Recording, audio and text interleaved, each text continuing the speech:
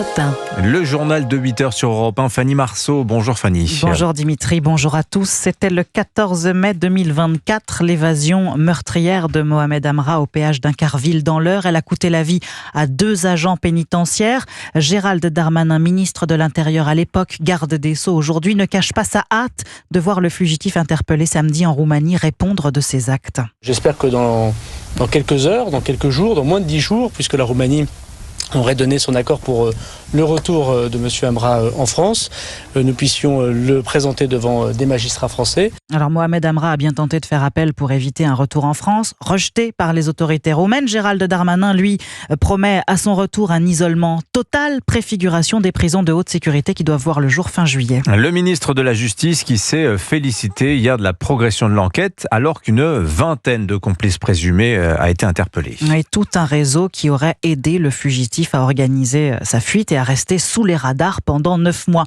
Où était-il donc terré tout ce temps ?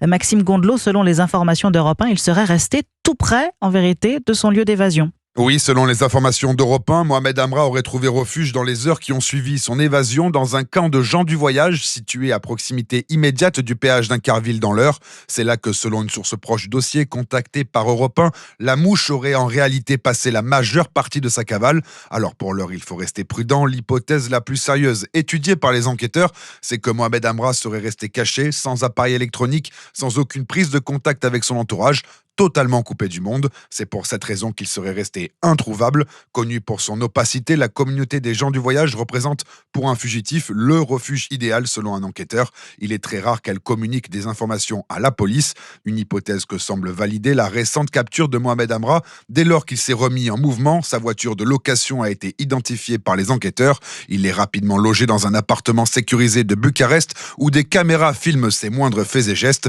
Sa reprise de contact avec plusieurs de ses proches par téléphone permettra aux enquêteurs roumains, en lien avec la police française, de l'interpeller en moins de 48 heures. Maxime Gondelot. L'actualité judiciaire ce matin, c'est également la condamnation de l'influenceur algérien Zazou Youssef à 18 mois de prison ferme. Le tribunal de Brest l'a reconnu coupable de provocation directe à un acte de terrorisme pour ses propos tenus sur TikTok.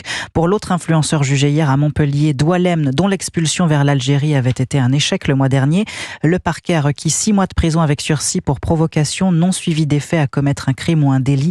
Décision rendue le 6 mars prochain. Vous écoutez Europe 1 matin, il est 8h04. Une trêve, un accord de paix possible d'ici quelques semaines en Ukraine. Déclaration de Donald Trump hier soir à l'issue de son entretien avec Emmanuel Macron. Le chef de l'État veut y croire. Il assure que son tête-à-tête avec son homologue américain hier était fructueux.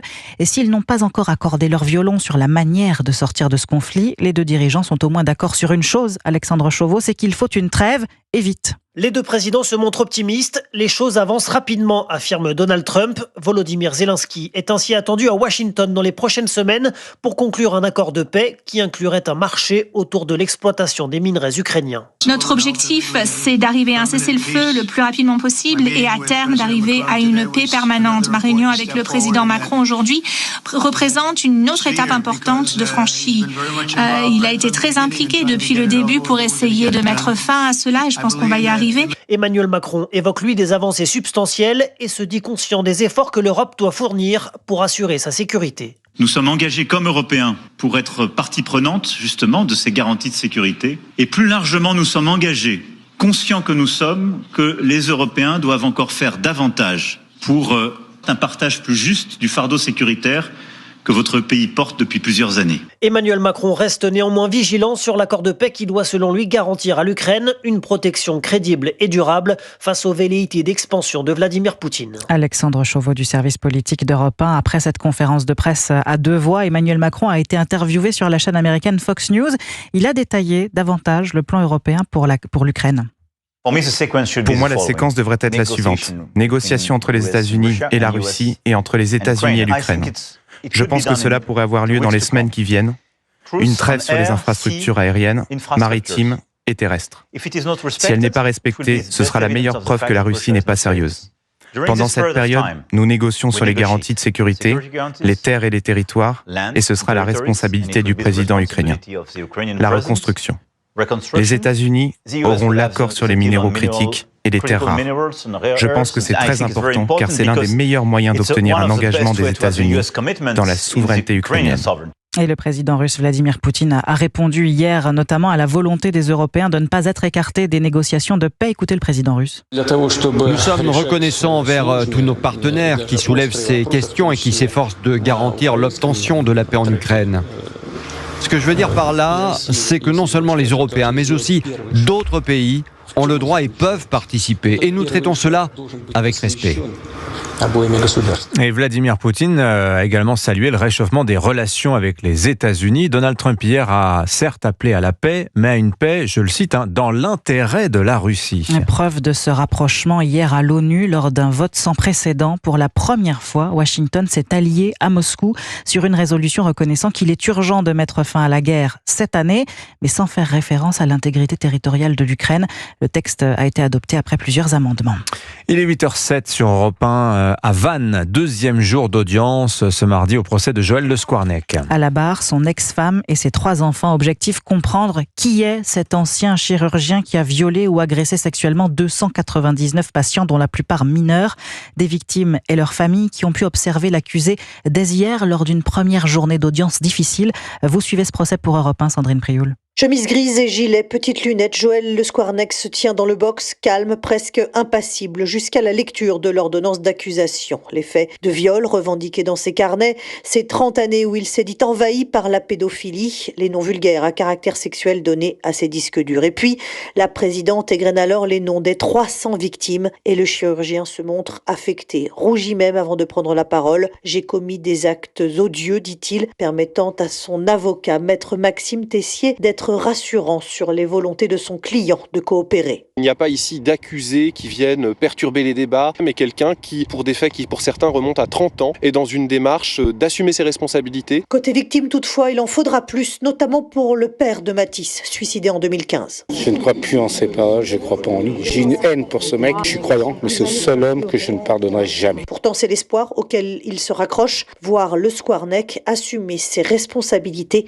face à chacune des 299 victimes. Sandrine Prioul, correspondante d'Europe 1 dans le Grand Ouest. Et puis cette mauvaise nouvelle pour le pouvoir d'achat des Français, la facture d'électricité va bientôt flamber. Alerte émise ce matin par l'UFC Que Choisir. Oui, en cause la fin de l'Arenh pour accès régulé à l'électricité nucléaire historique. C'est un dispositif qui fixait jusqu'ici les prix et il va être remplacé par un nouveau mécanisme entériné par le budget 2025.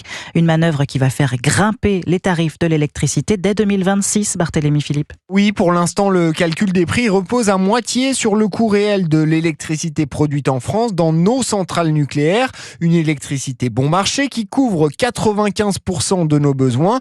L'autre moitié du tarif est indexée sur les prix du marché. Le nouveau système adopté dans le budget 2025 va baser tout le calcul sur ces prix plus instables et plus élevés. Résultat, les consommateurs risquent de voir leur facture augmenter de près de 20% selon le calcul de l'association de consommateurs. Antoine Autier est responsable des études chez UFC Que Choisir. On passe de 1300 à un peu plus de 1500 € pour un foyer dans un appartement bien isolé. Dans une maison qui est une passoire thermique, on peut avoir un surcoût de 500 € par an. Le gagnant de cette histoire, c'est EDF. L'entreprise détenue à 100% par l'État devrait voir ses profits augmenter fortement.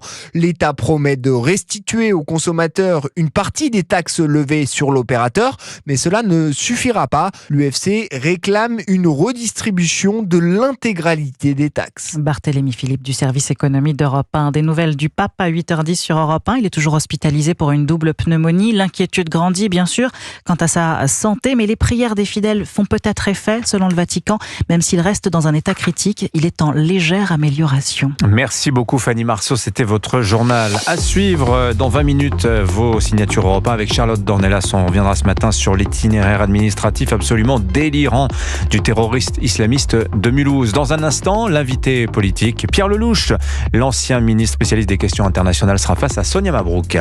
7h, 9h, Europe 1 matin. Pourquoi